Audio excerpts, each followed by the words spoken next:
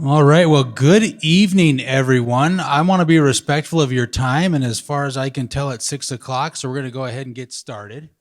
And this is the first of three registration information sessions that we'll be hosting this season, this registration season. Gold star to all of you for coming to the first one and giving yourselves plenty of time to digest this information.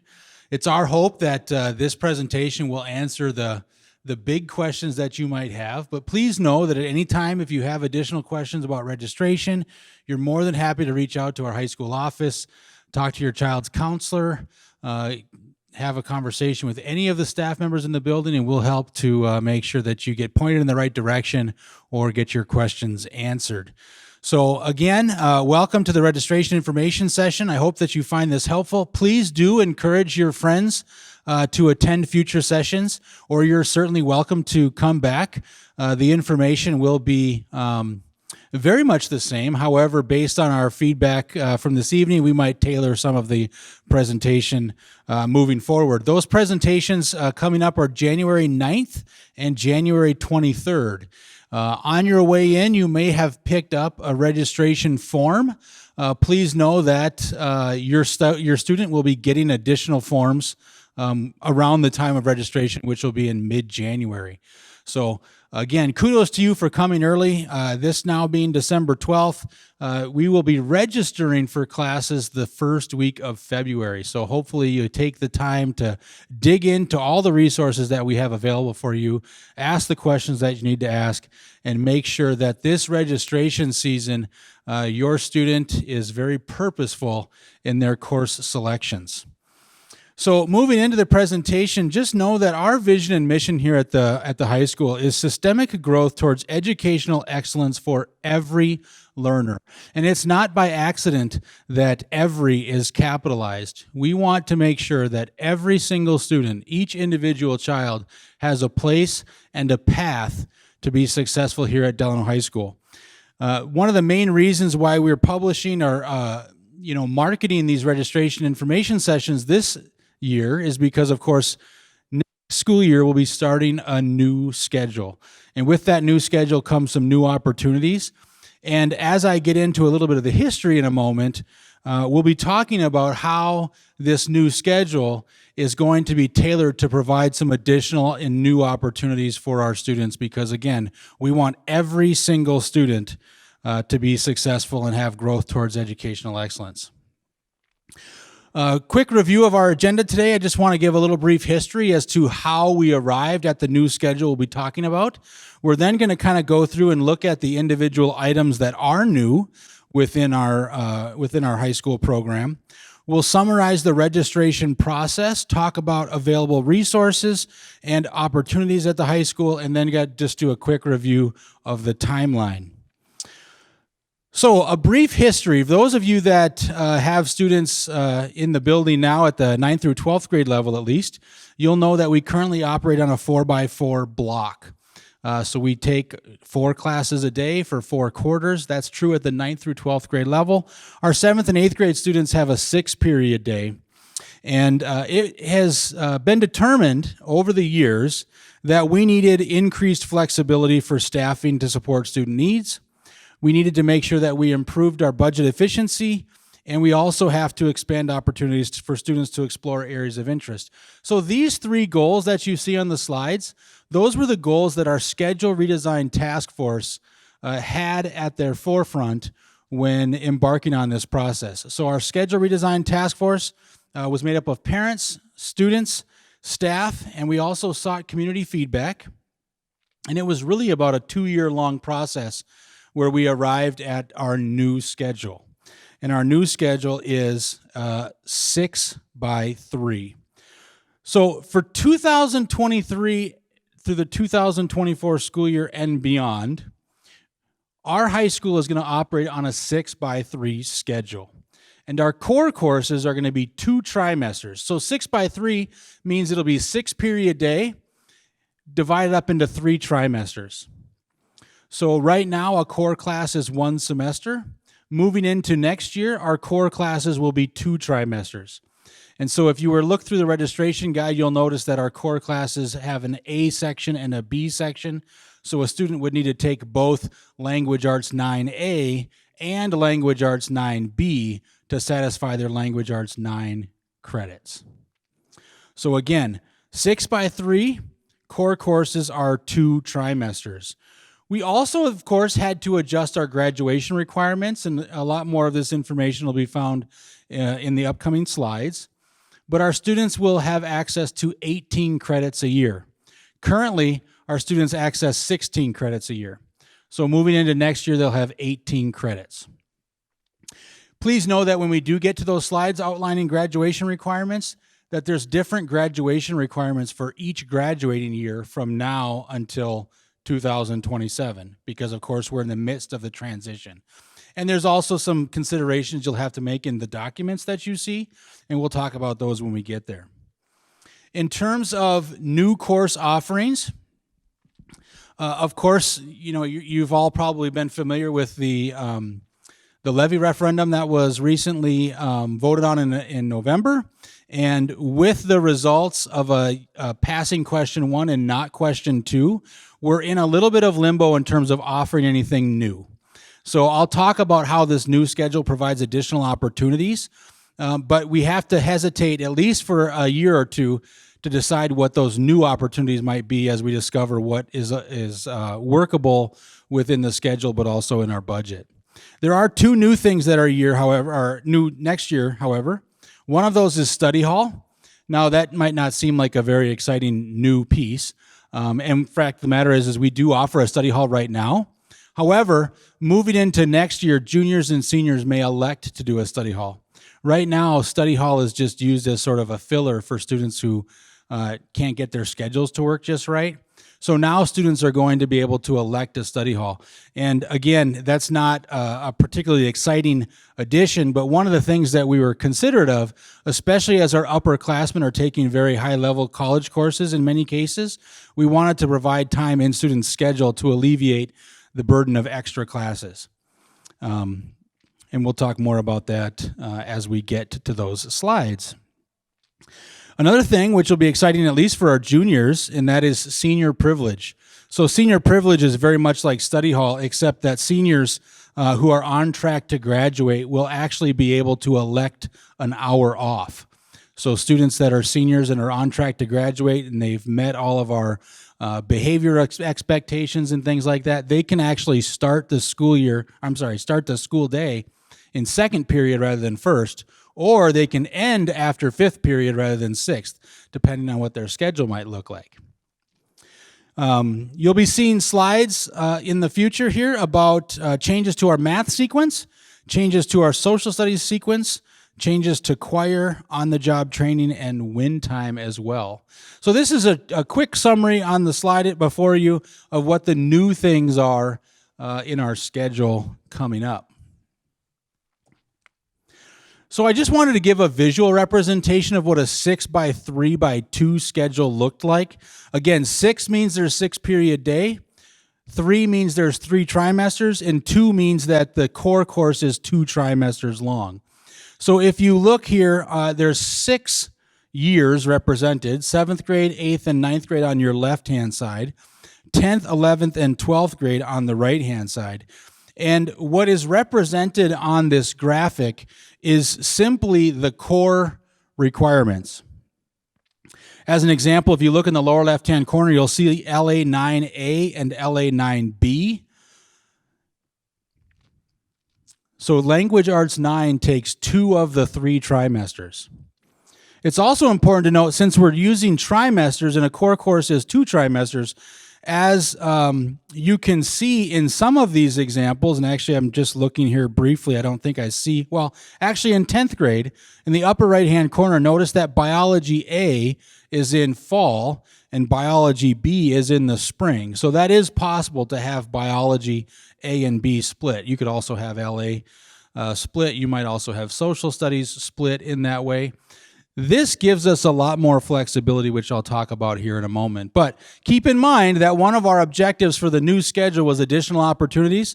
So I'd just like to point out sort of all of the orange space, which is marked elective, and those are all opportunities for students to hone in on their areas of interest. And as we talk about the registration process, I want students to have the opportunity to explore areas of interest. It's really, really important that students figure some things out, figure out what their strengths are, figure out what their weaknesses are, figure out what their interests are in high school so that they can pursue goal-oriented careers post-high school. Any questions on the 6x3x2 schedule? Yeah, so the question was, is this is an example of a 6-year plan, if you will. Are these available? We'll make sure we get them available, and we'll get them on our guidance and counseling website. On the very first part of, or the very first slide, there was a link to the guidance and counseling page. So we'll make sure that these 6-year plans get posted there. I'll also show you, and on the table outside was a 4-year plan template that you might want to use with your student to start a plan for how a student could take different courses at different school years. But this is certainly can be made available. It is right now, but it's maybe a little hard to find, so we'll make sure that we make it easier to reference. The one thing I want to caution, however, is if you were to pull this up, this is just one example of potentially 1,000 different schedule configurations. So we actually have a schedule like this proposed for a quote-unquote exploring student, somebody who's basically taking the grad credits at a minimum and then exploring electives. We also have schedules like this broken down for the other types of students that we might have. But it's important in all 3 of those examples to make sure that nobody looks at this as a prescription for how exactly the courses will be offered. Does that make sense? So let's talk a little bit about new graduation requirements. If you look here at the screen, this is for the class of 2024 on your left, class of 2025 on your right. You'll notice that on class of 2024, there are 60 credits. 60 credits required to graduate. For the class of 2025, there are 62 credits to graduate. If you were to compare that to the 2023 graduation requirements, there are 58 credits required to graduate. And if you consider that right now our students take 16 credits, next year and beyond they'll be able to take 18 credits a year. So we've basically just extrapolated those graduation requirements out for the school years. So all we're doing for class of 2024 and 2025 is we've added additional elective credits on the very bottom. As we get to the class of 2026, notice that there's 64 graduation requirements, and things change a little bit in the class of 2027. So if you have a current 8th grader, your 8th grade student now, as a 9th grader, will be working under the graduation requirements listed on the right. Notice that there are 66 credits required for graduation. And the reason the table looks bigger is because, in fact, it is. If you notice the left table versus the right, we have separated out technology and business, and we've also added facts. So throughout the schedule redesign process, our community, the students and the staff and the parents, have all reached out saying that we want our students to have more kind of real-world learning experiences. And so what we did as a schedule redesign task force then is we said, well, rather than create a new class that incorporated all of the things that parents gave us feedback on, we discovered really that we offer in many cases the topics that are being requested amongst our students. They just exist in different departments. And so now we're going to require 1 credit of technology, 1 credit of business, and 1 credit of facts, in addition to all of the other credits that we already require. Now, we also made the decision not to implement those new requirements until the class of 2027. Knowing, of course, that our current 9th through 11th graders are already in the midst of their high school career, right? And some of them are already kind of planned out for a 4-year plan of what they wanted to participate in. So we decided not to incorporate those new graduation requirements until the class of 2027. So these are essentially next year's 9th graders that are starting fresh. Question was, if we're offering more credits, how does that essentially change the rigor of the course, right? Because we're talking about a different period of time now. So right now in a semester course, assuming that it's a basic schedule all day, every day, right? There's no special events, which of course there are, but let's assume that there's no special events. Our courses now in the block schedule are 130 hours long. So under this system, the course is going to be about 115 hours long. So we've really only trimmed 15 hours from each course. All right. It's actually going to be 115 hours, so it's a reduction of the overall time, but it's an increase in the number of days. So on a 6-period day, we have 60-minute classes on the basic schedule. So 115 days, 115 class hours. Right now, we have 85 days for 130 hours. So we've surmised that it's going to be a bit of a wash. Essentially, the same amount and rigor of the curriculum is going to be delivered in the same courses. It's going to be a little bit different in terms of what happens maybe on a day-to-day basis, but our teachers have been working diligently for the past year reconfiguring their classes to this new framework. So we don't expect there to be a dilution of any of the curriculum, to your question. Now, with that said, a previous slide I mentioned study halls, right? So rightfully so, there was a concern among many that if I'm taking a lot of these high-end AP courses, CIS courses, that's going to be a very stressful academic day, which is why we were intentional in building some flexibility within the graduation requirements to allow students to take a study hall, which would alleviate some of that burden. So theoretically, if a student is on track to graduate, they can have study hall every trimester for their junior and senior year. So that instead of going from 4 classes currently to 6, they could go to 5. So hopefully that'll alleviate some of the stress of adding a class, if you will. So talked about study hall and senior privilege.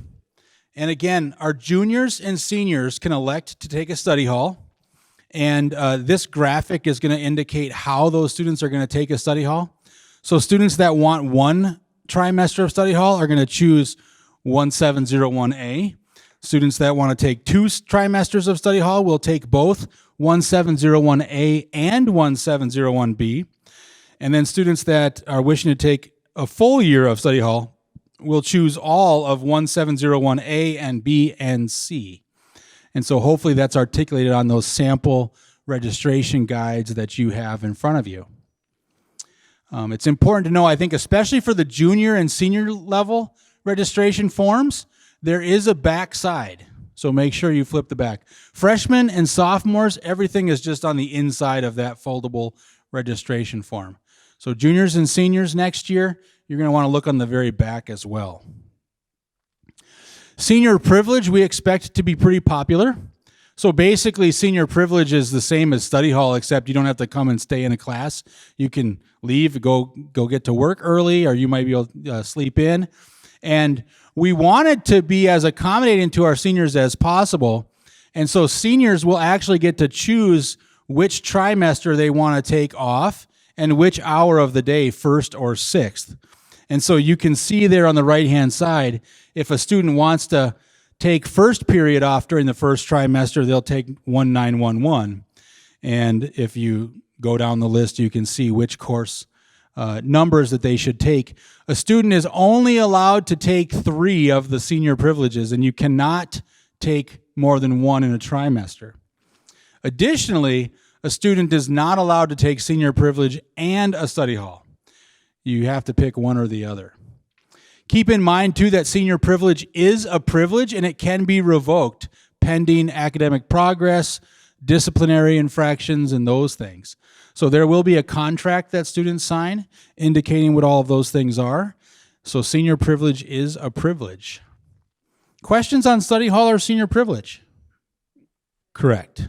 You cannot take a study hall and a senior privilege simultaneously. But so basically, a junior can't take senior privilege, obviously, but a senior could take 3, a combination of study hall or senior privilege, but only up to 3. So they could take 1 study hall and 2 senior privilege, or any way they wanted to slice it. In either case, they're worth 0 credits. So a student is not earning any graduation credit for senior privilege or for study hall. Assuming that kids have been diligent in their studies all through their high school career, again, they have the space to graduate with having a study hall and or senior privilege 1 time per trimester for the entire junior and senior year.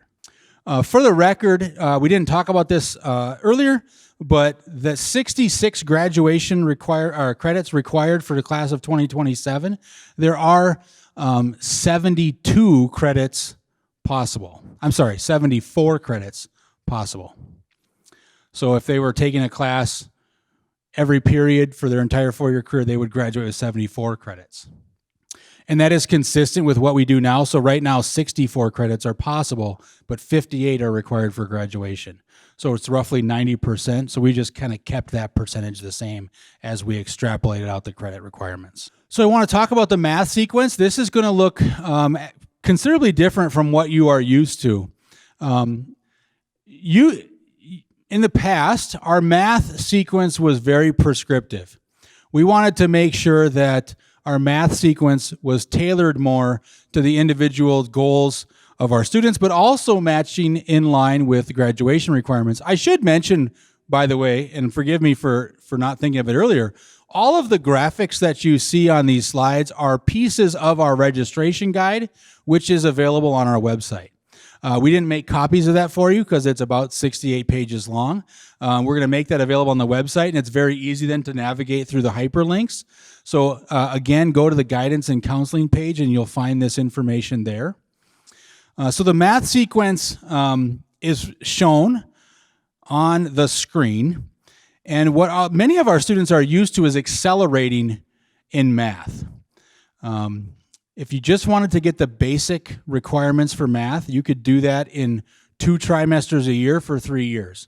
However, we know that students who may not be on the advanced track still want to accelerate to get to those higher level classes their senior year. So where I mentioned earlier that if you take LA 9A and LA 9B, that's 1 course. In math, the A's and B's are separated. So you would need to sign up for the A section and the B section, and you can actually take the A section of the next course. So as an example, if you are a traditional math student and you are finished 8th grade, or you're finishing 8th grade, then in 8th grade, you'll be taking this linear algebra course right here. So that's your traditional math track. As a 9th grader, you would take a trimester of quadratic algebra, a trimester of probs and stats, and then you could also take geometry A.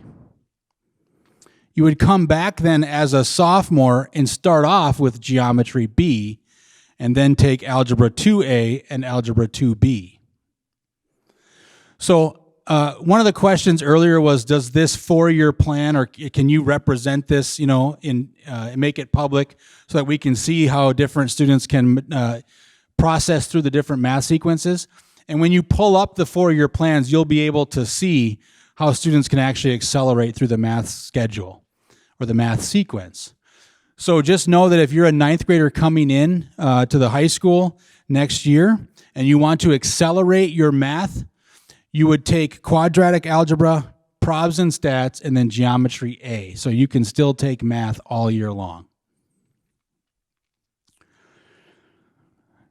Once you get through algebra 2A and B, on the bottom of this diagram, you'll see that your opportunities sort of open up. We wanted to make sure that our math sequence was more accessible to students and not strictly geared toward everybody's got to get to calculus. There are students that do want to get to calculus, and that route still exists. But there's also other opportunities to take some math classes that are going to be geared toward other areas of interest. And so by following this flow chart and this math pathways, you'll be able to kind of take the courses that are going to suit your goals and your interests. Notice that we've differentiated the upper level math courses into a technology and engineering pathway, a humanities pathway, and then a science and math pathway. It's highly, highly, highly recommended that your student consult with their math teacher. In fact, if you notice on the registration form, we ask that you get the math teacher's signature. This is perhaps the biggest transformation between the old schedule and the new schedule. So it's really important to dig into this information. It's really important to get the feedback from maybe your counselor, administrator, math teacher, so that we're picking the right classes. Questions on the math sequence. So CIS classes, it's probably hard to read on this little graphic, but CIS classes are automatically 2 credits, 2 trimesters. So they're not shown up as A and B because you can't separate the 2 trimesters. So a course that shows up as A and B, you could take those separate from each other, meaning you might take the A section one year and the B section the year after, or theoretically you could take the A section in the fall and the B section in the spring. CIS, because it's a college level course, has to be in back-to-back trimesters, so it's its own sort of designation, if you will. Question? No, but you can split the A's and the B's. So even though algebra A and B shows as one little block on that graphic, you can take algebra A without taking B, or you might start with B and take whatever comes after that. So you could take algebra A, algebra 2A, algebra 2B, and pre-calc A for the full year. The advanced track that's in light blue there, those classes can't be split. So the classes that are in the black outline, those classes can be split. So if your student, simplest thing is to make sure you speak with the math teacher, or have your student speak with the math teacher so that they can get the prescription, if you will, of which math class. So if a student is in advanced algebra 2, they're going to take advanced pre-calc A and B, and then they could take advanced math topics. They could not take advanced pre-calc AB and then CIS calc in the same year. But there is options to take a 3rd trimester of math. And I know there's a lot of lines on this diagram, and there's many more lines that we could have included, but we didn't want to get too crazy to get people more confused than maybe this already is. Again, the biggest suggestion and recommendation I can make for your students with respect to math is that they get the feedback from their math teacher, which is, of course, why we included the math teacher's signature on that form. Social studies is going to look a little different. This is going to have a very minor impact on any schedule. And just notice that if you compare graduation years of 24 and 25 to 26 and beyond, all we have done is we have flipped the 9th and 11th grade years. So right now, our current 9th graders are taking government and citizenship or AP US Gov. That course is going to be moved to junior year. So next year, we're not offering government and citizenship because both our juniors and our freshmen will be taking human geography. So obviously next year's 9th graders will have a chance to take government and citizenship, of course, when they get to be juniors. So they won't miss out on anything. We're just going to flip that course. And that flipping is the result of trying to be more consistent with what the state requirements are, what's common in terms of other school districts. It's not unlikely that if you go to other schools, you would see that government and citizenship is really offered more as an upper level class than a 9th grade class. We're, in fact, I think one of the only districts that I know of that actually teaches government in 9th grade. So we're going to make that change, and that was a recommendation by our social studies department to make that change moving forward. And should have very little impact and change any access to any courses amongst any of our students. Change in choir. So now, instead of having kind of a designated 9th grade choir, we're simply having ensemble choir, concert choir, and sound revolution. If you look at your registration form in the music section, it's going to indicate that you should seek director input. So that's true for band or choir. So if you have a student who's interested in band or choir, make sure they speak with the music directors.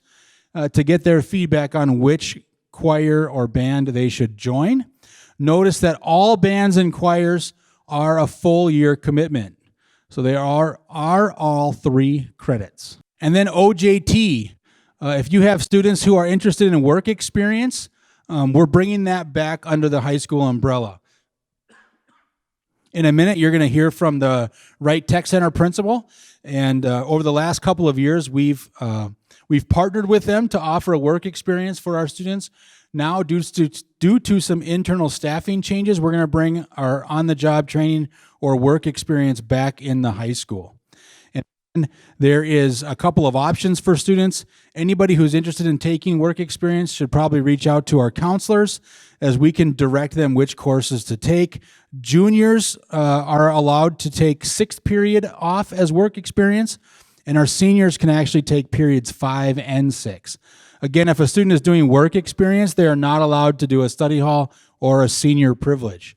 So there's a little bit of give and take with some of these scheduling changes. Again, anybody that's interested in work experience should consult with their counselor. Another thing that we've incorporated into our new schedule is a WIN time. And I won't spend a lot of time talking about WIN or advisory, but this is what our Bell schedule is going to look like for next school year. We've also got the Wright Tech Center schedule on there as a reference. Our regular day is up in the upper left-hand corner, and then our advisory schedule is on the right, upper right. Notice that our advisory schedule is the 3rd block of time during the day. And on those days we choose to use WIN, that's going to be at the end of the day. WIN stands for what I need. So the question was just a verification of the work experience comment earlier. Seniors can take both periods 5 and 6 as work experience. Juniors can only take period 6. Again, WIN stands for what I need. And we're building this into our schedule to provide some time for our students to have designated access to our teachers for additional support. Could be retaking tests, could be making up labs, could be getting some remediation in certain subjects. It could be getting enrichment in certain subjects, but we're going to offer the what I need time. And just that doesn't impact any sort of registration process that your students will be looking into in the coming months. But just know that when we get into next school year and you start hearing more information about advisory and WIN, that's what this is referring to. So with all those things said and done, remember that our schedule redesign task force talked about these 3 goals. Increased flexibility for staffing to support student needs. And I put there, our solution is sort of like the game of Tetris. And those of us maybe who are familiar with the game of Tetris and all those different shaped blocks and trying to get them to fit, right, and cancel each other out. Our current schedule is a difficult game of Tetris because we have skinnies, we have blocks, we have quarters, we have semesters, and it's very difficult to make things fit. And the result of that difficulty is that students who select a course might not get to take that course because things just don't fit and align to their best ability. With this schedule and standardizing everything to a trimester and a period, we have a much greater chance of students getting the courses that they choose. Now, I am not going to stand here and promise that if your student fills out that registration form, that they're going to get every single course. That's probably not likely. I am promising you, though, that it's going to be a better chance than what we ever had before. And the second goal was improved budget efficiency. Because we've standardized our trimesters and our periods, we now have the ability to teach 15 sections per teacher rather than the 12 that's currently offered. So our teachers now are more available to our students, and we have the ability to flex staff across different grade levels, which we've been limited in doing previously. So if we have a really large 9th grade class, we can now designate more staff to teach those 9th grade sections and alleviate class sizes. So this schedule will provide for much more efficiency. And again, expanded opportunities was our third goal. And again, students can take 18 credits if they so choose each year, which is an improvement of the 16 that they are used to. So again, the ability to take more areas of interest, take more classes, explore those areas of interest is going to be a benefit. So I'm happy to report that at least for the 3 goals that we set out to attain with our schedule redesign task force, we've achieved with this schedule, or at least I should say expect to, because it's not in place yet. we expect to achieve all three of those goals. So I kind of have a little timeline, if you will, of the registration process. And the absolute most important step of the registration process is to gather information, which is sort of, like steps 1 and 2 on this slide. So kudos to all of you again for making time to come and listen to the changes and get your questions answered. Please know, again, that we have 2 additional presentations coming up, and at any time you're welcome to talk to a counselor or administrator to answer more of your questions. But again, step 1 is to identify your interests and goals. It is my goal as principal of the high school to make sure that throughout this registration process, the students and the families sit down together and make plans to register with intention. Oftentimes what we see is we'll hand out the registration forms and groups of students will sit down together and they'll plan what courses to take so that their forms match and they can get placed in as many similar courses as they can, right? Because they want to go to courses or go to classes with their friends. While I can empathize with that desire, I also fear that that's the wrong way to register for high school courses. I really believe in this concept of flipping the decision, and I believe that's our next slide. And we're not going to watch this video, but again, this presentation is going to be published on our website, so you can go back and watch it. And essentially what it says, to summarize, is we should have students figure out what they might want to do with the rest of their lives before they figure out what sort of post-secondary schooling they should attend. And then lastly, figure out what high school courses they should take to prepare them for the next level. So we want families and students to have deep conversations about what are you interested in. And part of that process is looking at the various tools available on the web. What are your strengths? What are your interests? What skill sets do you possess? How can we enable students to get a better idea of their future? Down the road future. Not just what next year looks like, but down the road. We also are cognizant, however, that plans can change. And that's kind of part of high school, is to sample a variety of things, right? To get areas of interest more further defined and get goals better established. But I would challenge you, especially since you've attended this meeting now in December, to spend the next month in this crazy busy holiday season to have conversations with your student about what does life look like after school. Because believe it or not, I think the default answer of, I'm going to go to college is oftentimes a misunderstood plan, right? There's a lot of news right now about student debt and those sorts of things. There's a lot of good paying jobs out there that don't require a college education. Now, the fortunate thing is with our redesigned schedule, if you're deciding to go to a college, we have the coursework to prepare you for that. And we have that space for you.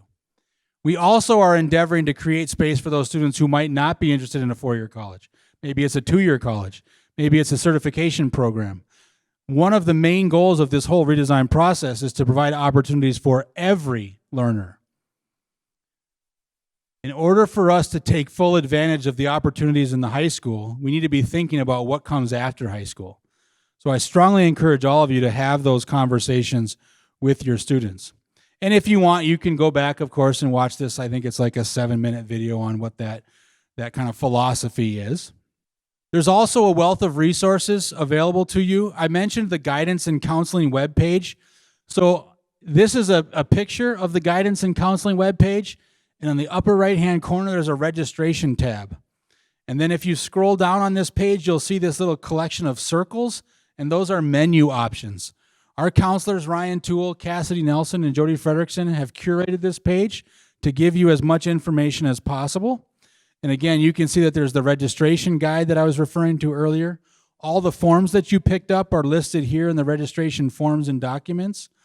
Graduation requirements, 4-year planning, school profile, college credits in the high school, and then Wright Technical Center. So take the time over the next few weeks. Show your kids where this is on the website. They have all been kind of shared this information as well. but getting them to follow through and click around and play in this space is going to be something that we could use your support with. Just gather as much information as possible. One of those tools is identifying career fields, clusters, and pathways. There's also some good information on the registration guide called Planning Your Path. And that's where you can get information about these different career fields and clusters. It gives you specific information about which courses at the high school or Wright Tech Center fit each of these different career fields. There's also opportunities for you to go to look at some web resources, free web resources, to find out what your strengths are, find out interests, and those sorts of things. Because again, we want to start with the end in mind. Flip the decision. What does your life after school look like, and how can you backwards plan that to take full advantage of high school? The registration guide, I just took a snapshot of the table of contents. Every one of those is hyperlinked, right? I mentioned that it's 68 pages long, and it will basically break the bank for us to make copies of that for everybody. But by giving it to you online, you can click around and see what areas of interest you want to explore. The registration guide will outline all the different graduation required courses and kind of which grade level they are taken at. The registration guide will also have information about prerequisites. So this is a snippet of our anatomy and physiology class. It gives you a course description there at the bottom. It tells you how long this course is. This one happens to be one trimester. It's 1 credit long, or 1 credit, I should say. And the course number is 6072. So if you're going through the guide or you're flipping through your information, you discover that you want to take the anatomy and physiology class, well, that's where you can open up your registration form and you can pencil an X right next to anatomy and physiology, right? I do it in pencil because you'll probably erase several times and come up with different configurations to get to 18. But that's kind of how you use these resources together. By the way, some of these courses are co-requisites. As an example, I keep using LA9, A and B as an example. If you look at the registration form, all you will see is the course number for LA9A. Because when you sign up for LA9A, it will automatically kick you into LA9B. So any of those courses that have to be taken A and B in the same year will automatically register you as such. The courses like math, where you can split the A and B section, you can sign up for those individually. Again, the 4-year plan. On the 4-year plan document, sir, this is kind of referencing your question earlier. It's not in graphic form necessarily, but if you click the 4-year planning tool on the counseling and guidance and counseling webpage, you'll see examples like this. Not only will you see the blank template that you can print off and play around with and mix and match courses, you'll also see 4 sample students. There's the exploring student who maybe has an undefined career plan. So that's kind of representative of all of the required courses. There's also a sample plan there for a college-bound student. There's a sample plan for a select college-bound student, which means that person is probably maximizing like all of the CIS classes, all of the AP classes that they can possibly take that are offered here at Delano.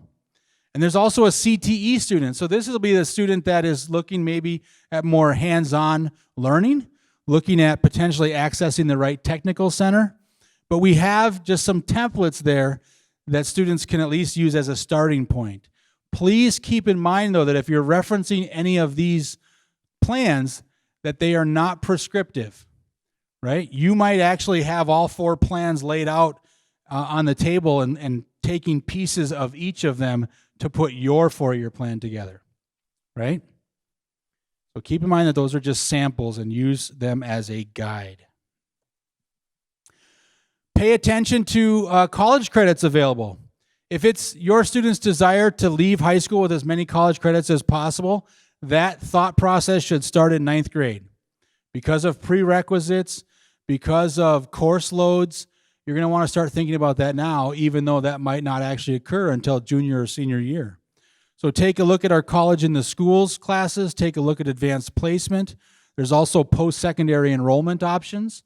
If your student is interested in post-secondary enrollment options, they must have a meeting with the counselor, because there are some very specific forms that need to be filled out, and that has to occur by May 30th for next year. So if your student is interested in doing PSEO as a junior or senior next year, they need to meet with Mr. Toole, their counselor, before May 30th. And then, of course, we have Wright Technical Center.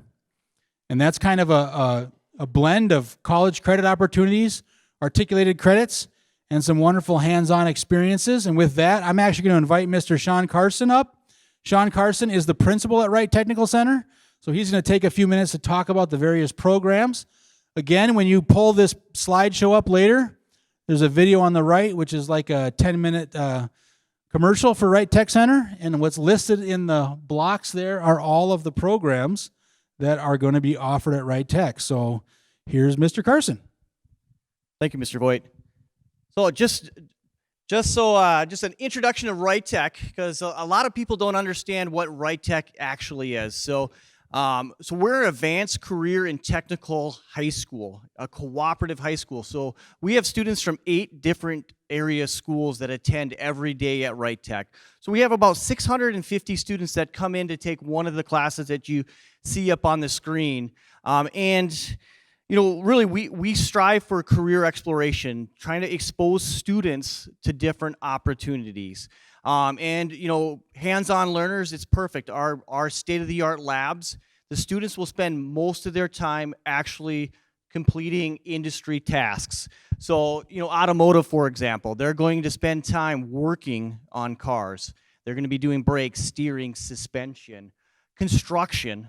Every year we build a house right on Highway 25. So if you're familiar right where Buffalo Hospital is, so going towards Monticello, we have a house that we build every single year. Next year, it will be our first Habitat for Humanity build. So it's a really cool partnership that we're developing with our local communities. CEO, this is a really super unique program. There's only 6 programs like this in the state of Minnesota, and there's about 85 in the upper Midwest. So it's creating entrepreneurial opportunities. It's really that capstone to a student that's interested in business. And it's so unique that the students, they meet out in business every day. They'll tour about 70 different businesses in the greater Wright County area. Anywhere from landscape structures in town here, Tuffy's, industrial louvers, you name it, Cargill up in Monticello, JB Group, No Name Steaks, and then they'll see the smaller restaurants. I think of like Wico's Bowling in Buffalo, and they hear from these entrepreneurs how they started their businesses. And there's no set curriculum. It's really driven by the students and their interest in what type of businesses they potentially want to start, or maybe they're taking over a family business. Cosmetology careers, students that are interested in the beauty industry.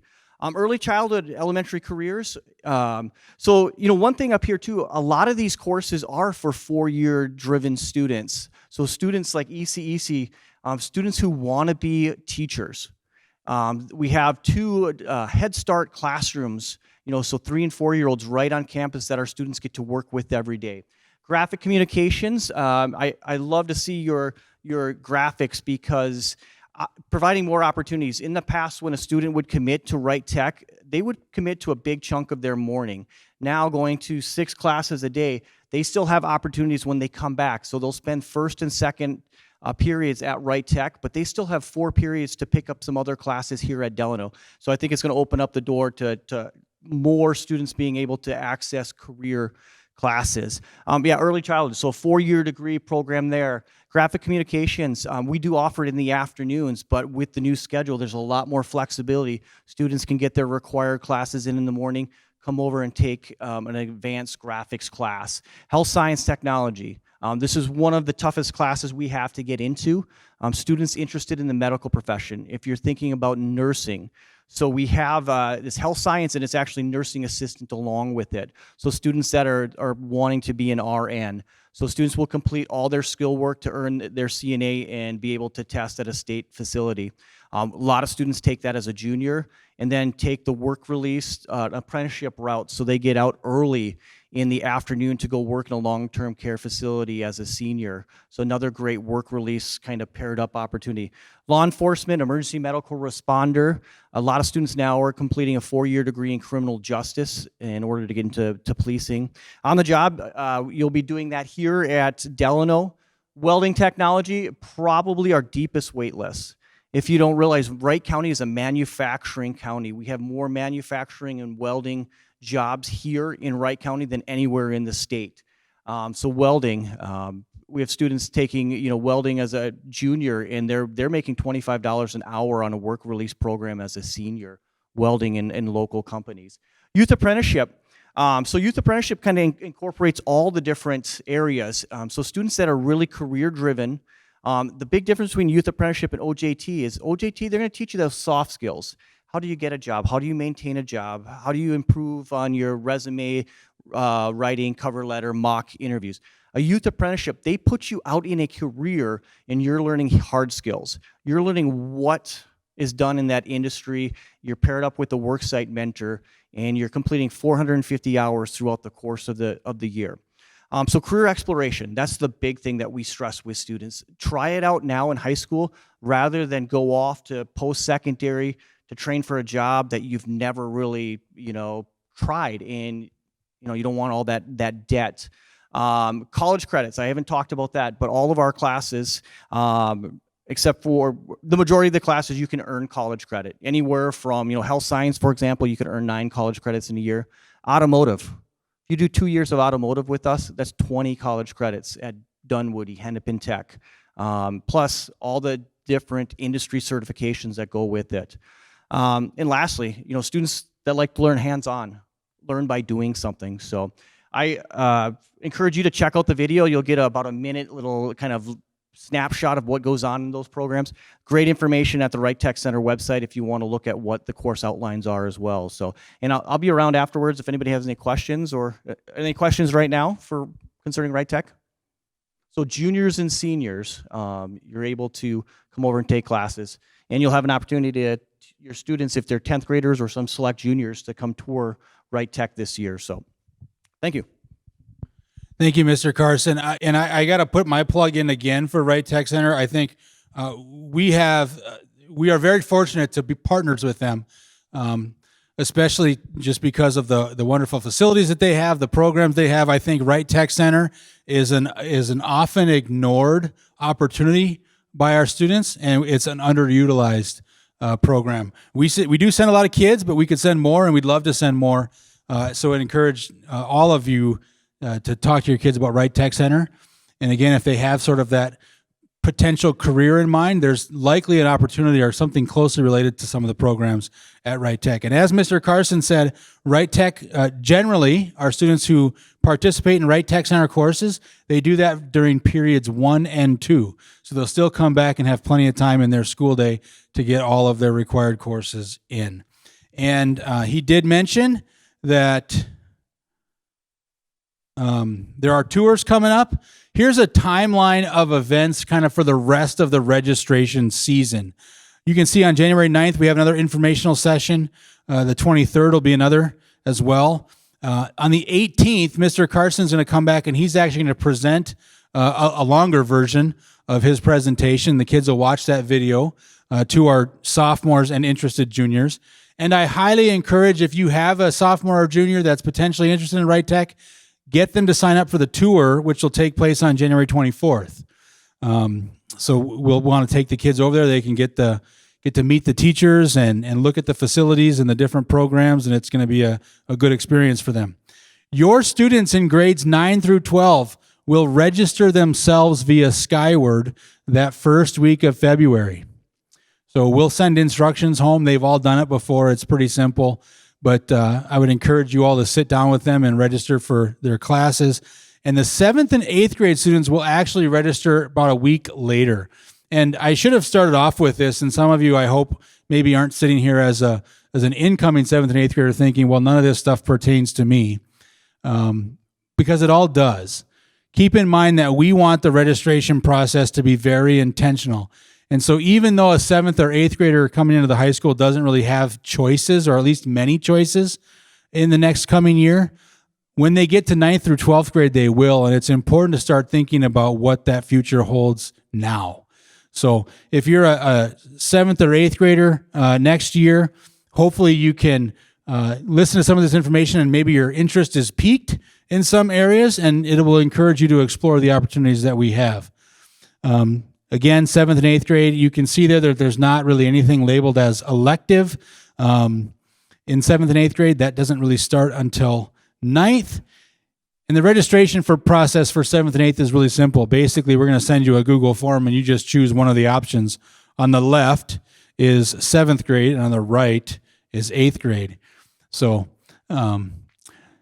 just a couple of years where everything is pretty prescriptive for you, but then, of course, opportunities abound when you get through 9 through 12. So that's all that we have prepared for you this evening. I'll be around after the presentation to answer any questions. Mr. Toole is here. Ms. Fredrickson is here. Ms. Nelson, I believe, is back there as well. So we can answer some questions. Mr. Carson's going to hang out if you have specific Wright Tech Center questions. Again, thank you for your attendance. We've recorded this presentation, so it will be posted if you want to go back and refer to it. But at any time you have questions, don't hesitate to reach out. So thank you for coming, and enjoy the rest of your evening.